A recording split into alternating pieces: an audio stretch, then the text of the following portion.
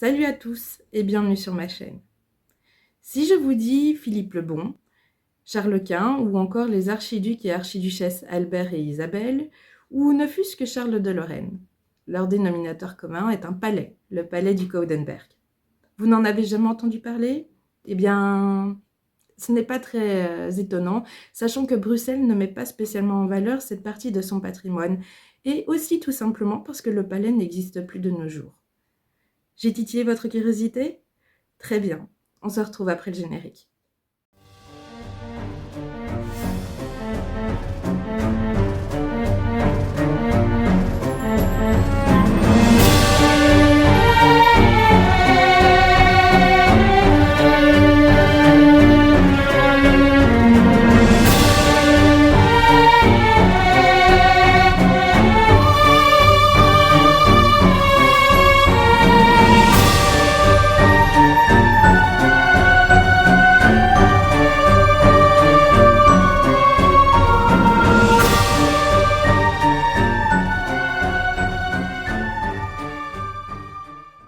Pendant plus de 700 ans, le palais du Coudenberg fut le siège de pouvoir et le lieu de résidence de nombreux ducs, archiducs, gouverneurs, voire même d'empereurs.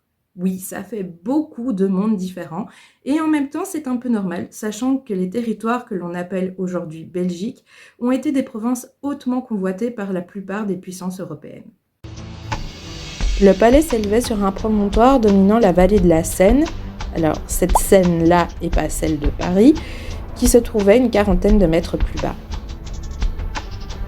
Outre son emplacement stratégique, le mont bénéficie de facilités. Accès direct vers Louvain, alors en concurrence avec Bruxelles niveau prestige, au domaine de Tervuren où se situait la résidence d'été, et surtout une voie rapide menant à la forêt de Soignes, lieu de divertissement pour la cour qui s'y adonnait allègrement à la pratique de la chasse. La date de construction du premier château du Coudenberg, parce qu'il ne s'agit pas alors d'un palais, par les comtes de Louvain n'est pas vraiment arrêtée, même si on la pose grosso modo dans les environs du milieu du XIe siècle. Ouais, à la louche quoi.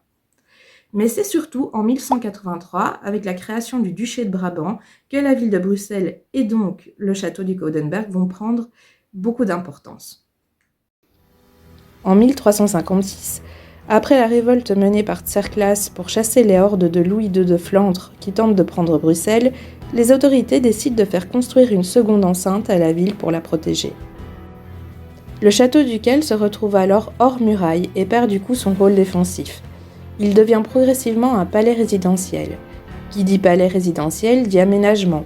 On va y agrandir les appartements, les salles d'apparat et surtout créer un parc. Parce qu'un palais sans parc, ce n'est pas un palais digne de ce nom. En 1430, vu que le Brabant se retrouve annexé à la Bourgogne, le palais devient un miroir de la prestigieuse cour bourguignonne. Philippe le Bon fait construire des nouvelles ailes, embellit le parc et fait bâtir aux frais de la ville, les contribuables ça sera pour plus tard, la Aula Magna entre 1452 et 1460. On y réunit le premier rassemblement des États généraux, composé de délégués de la bourgeoisie, de la noblesse et du clergé des Pays-Bas bourguignons en 1465. C'est également dans cette salle que Charles Quint sera émancipé en 1515 et qu'il abdiquera en faveur de son fils Philippe en 1555. Charles Quint d'ailleurs veille personnellement au développement du palais et entreprend diverses améliorations. Il aménage la place devant le palais, crée des galeries de style Renaissance, ainsi qu'une gigantesque chapelle de style gothique, en mémoire de ses parents Philippe le Beau et Jeanne de Castille. Y était conservé le trésor de la Toison d'Or.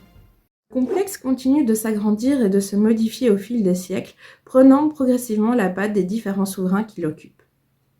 En plus d'être une vitrine publicitaire pour le savoir-faire local au niveau des tapisseries, des broderies ou encore de la dentelle, le palais possède de nombreuses œuvres d'art de grande qualité, telles des peintures aujourd'hui perdues, malheureusement, du Titien, de Bruegel ou encore de Rubens. Au XVIIe siècle, sous le règne des archiducs et archiduchesses Albert et Isabelle, le palais devient le lieu de résidence unique de la cour. Les souverains décident aussi d'allonger la rue qui jouxte la Aula Magna pour la faire rejoindre la collégiale et future cathédrale Saint-Michel et Gudule. Grands mécènes, ils accueillent de nombreux artistes donnant à Bruxelles un rayonnement intellectuel et artistique reconnu dans les autres cours d'Europe. Dans la nuit du 3 au 4 février 1731, c'est le drame.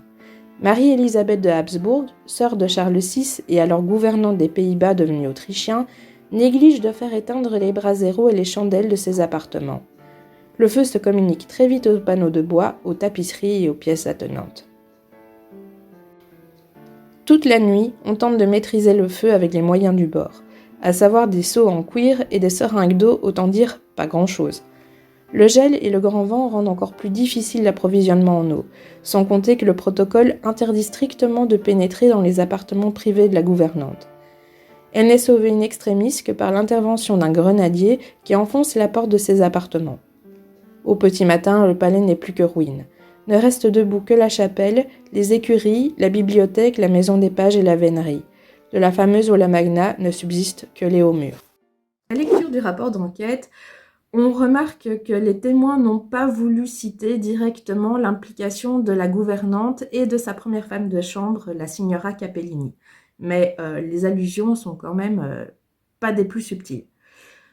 À côté de ça, le rapport d'enquête préférera dire que le feu a démarré des cuisines en dessous de la Aula Magna suite à des confitures qu'on faisait cuire pour un bal qui devait se tenir 2 jours plus tard. Et ouais. En 1774, sous la régence de Charles de Lorraine, on réaménage le quartier en rasant les vestiges de la cour brûlée. Vu que l'on se soucie peu à l'époque de la notion de patrimoine, on décide de démolir également la chapelle dont le style gothique n'intéresse plus grand monde à l'époque. On construit par-dessus l'actuel quartier de la Place Royale, entouré de nouveaux bâtiments néoclassiques. L'actuel parc de Bruxelles ou Parc Royal est construit à la place des Jardins. L'espace boisé et vallonné du Coudenberg disparaît définitivement.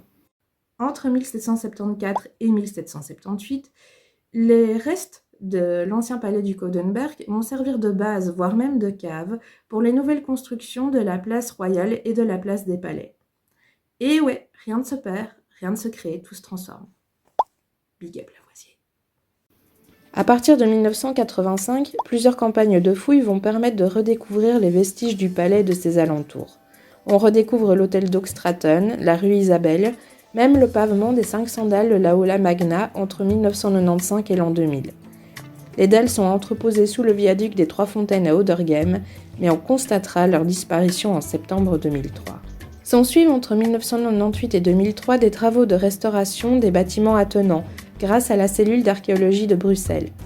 L'ensemble est alors aménagé pour en permettre la visite à partir du musée Bellevue, qui occupe l'emplacement des anciens appartements princiers. Une partie des objets retrouvés lors des fouilles archéologiques est aujourd'hui visible à l'intérieur même du musée. En plus d'être un musée extrêmement intéressant pour ce qui concerne la vie quotidienne de la Renaissance et la vie dans le palais à proprement parler, le site propose régulièrement des activités pour plus petits et grands autour de Charles Quint, voire même de différentes époques qui ont pu marquer le Coudenberg. Que ce soit des murder parties, des chasses au trésor autour de la Toison d'Or, voire même des parcours à la lampe torche pour découvrir les ruines d'une façon un petit peu plus différente. C'est un site que j'affectionne particulièrement et que j'adore visiter. Aussi parce que depuis toute petite, j'ai pu voir de mes yeux l'avancée des fouilles archéologiques et visiter certaines parties du chantier. Voilà, cette vidéo est à présent terminée. J'espère qu'elle vous aura autant plu que moi j'ai pris du plaisir à la tourner. Si c'est le cas, je vous invite à me rejoindre aussi sur mes autres réseaux sociaux. Je vous mettrai les liens dans ma barre d'infos et vous pouvez les retrouver aussi en fin de vidéo. D'ici là, portez-vous bien, je vous fais des gros bisous et on se retrouve bientôt. Mouah!